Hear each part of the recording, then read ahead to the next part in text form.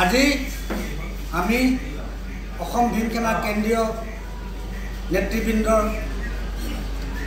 সাক্ষাতত ডিব্ৰুগড় জিলাৰ কমিটিখন গঠন কৰা হ'ল। এডভোকেট অভিজিৎ হাজৰিকাক সম্পাদক হিচাপে লৈ 21জনীয়া কমিটি আজি ঘোষণা কৰা হ'ল। আমি ডিব্ৰুগড় অসম ভীম সেনাৰ সকলো সতীৰ্থলৈ কেন্দ্ৰীয় সমিতিৰ পৰা শুভকামনা শুভেচ্ছা জ্ঞাপন কৰিছোঁ। এই দলিত নিষ্পেষিত জনগণৰ কাৰণে কাম কৰিবৰ কাৰণে আমি শুভকামনা জনাইছোঁ।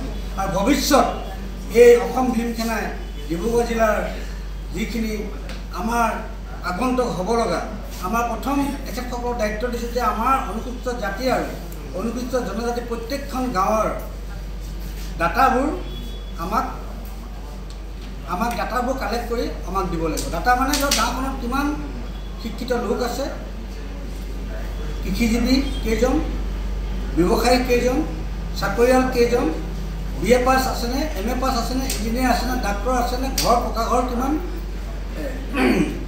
আৰু কেঁচা ঘৰ কিমান, কাৰোবাৰ ঘৰ নাই নেকি, এই অন্যান্য দিশবোৰ চালি যায় প্ৰতিখন গাঁৱৰ পৰা অন্ততঃ এজন সৈনিক লৈ এই ডাটাবোৰ অসম ভীম সেনা কেন্দ্ৰীয় সমিতিৰ ওচৰত জমা দিব পাৰে। অতি বিনম্ৰতাৰে আমি তেওঁলোকক শুভেচ্ছা জনাই অনুৰোধ জনালোঁ।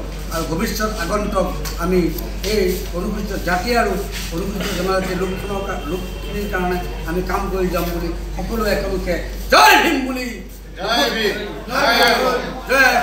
আমি ঘোষণা কৰিম। ধন্যবাদ। আৰু আমাৰ বাৰ্তাটো প্ৰেৰণ কৰিবৰ বাবে বিনম্ৰতাৰে অনুৰোধ জনাওঁ। ধন্যবাদ। জয় ভীম।